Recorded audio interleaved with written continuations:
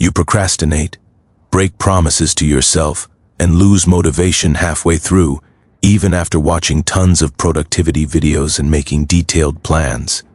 What if you could build discipline without relying on motivation, willpower, or feeling ready?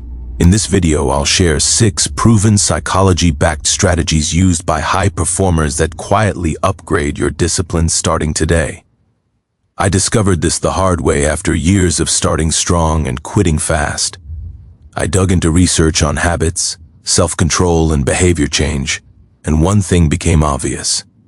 The problem is, most people try to force discipline using motivation, and motivation is unreliable. By the end of this video, you'll know exactly how to build discipline that sticks even on days you feel lazy, tired, or unmotivated. Let's dive in. Most people don't know this, but discipline fails because the standard is too big, not because you're weak. Discipline isn't about doing huge things every day. It's about doing small things consistently. When your goal feels massive, your brain resists starting. But when the action feels tiny, your brain relaxes. Research from Stanford psychologist B.J. Fogg shows that tiny habits stick because they require very little motivation. Your brain avoids pain and effort, but it accepts small actions without a fight. That's why Japanese culture has used Kaizen, or small continuous improvement, for decades.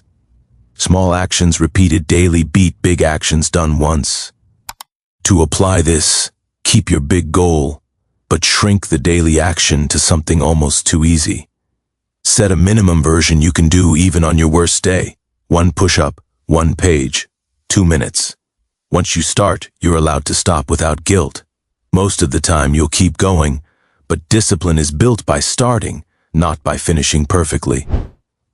Now here's where it gets interesting.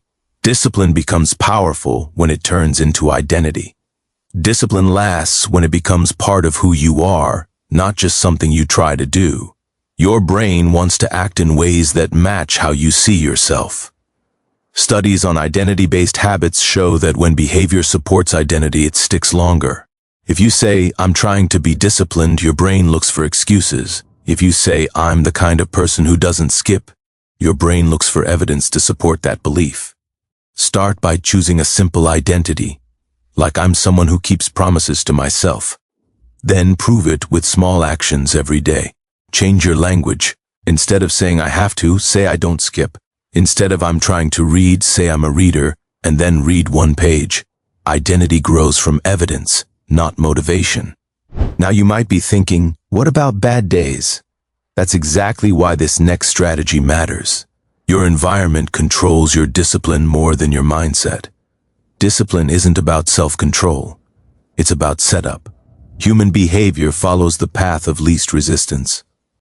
Your brain chooses what's easiest, not what's best. Behavioral research shows that when good habits are easy, you do them automatically. When bad habits are hard, you avoid them without willpower. That's why relying on discipline alone always fails. Make good habits obvious and easy. Put your book on your pillow. Place your workout clothes next to your bed. Make bad habits harder. Log out of apps. Hide distractions. Put your phone in another room. Spend 2 minutes every night resetting your environment, and tomorrow's discipline becomes effortless. But wait, there's a scientific reason consistency matters even more than effort. A 0 day is a day where you do nothing toward your goal. Discipline grows when 0 days disappear. Even the smallest action keeps momentum alive. Psychology shows that streaks motivate the brain.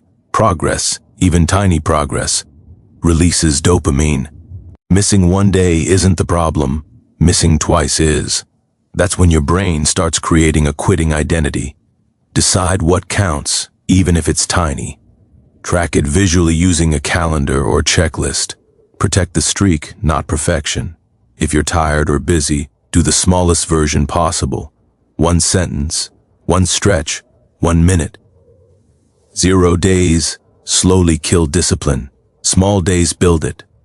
You've already stayed with me this far, so let me share something most people never plan for.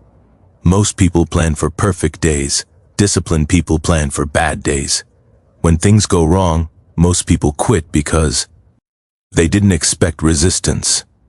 Research on implementation intentions shows that if-then plans dramatically increase follow-through. When your brain already knows what to do during failure, it doesn't panic. Identify your weak moments, late nights, stressful days, low energy. Then create simple rules. If I don't feel like it, I do the 2-minute version. If I miss a day, I restart immediately. Remove decision-making because decisions drain discipline. And finally, this last strategy ties everything together. Discipline is built on self-trust. Every promise you break to yourself weakens that trust. Every promise you keep rebuilds it. Your brain tracks reliability, just like it does with other people. When you trust yourself, discipline feels natural. When you don't, everything feels heavy. Stop making big promises. Make small, winnable ones. Never miss twice. Celebrate keeping promises, even tiny ones. That's how self-trust compounds. Let's quickly review what we covered today. Shrink the standard. Turn discipline into identity. Let environment do the heavy lifting. Eliminate 0 days. Plan for failure. Build self-trust. Remember, discipline isn't about becoming a different person overnight. It's about tiny actions done consistently. You already have everything you need to become disciplined. The only difference between where you are and where you want to be is what you do today. Don't wait for motivation. Start with the smallest step possible right now. I promise you, 30 days from now, you'll thank yourself for starting imperfectly. If this helped you, like the video and subscribe for more simple, powerful self-improvement content.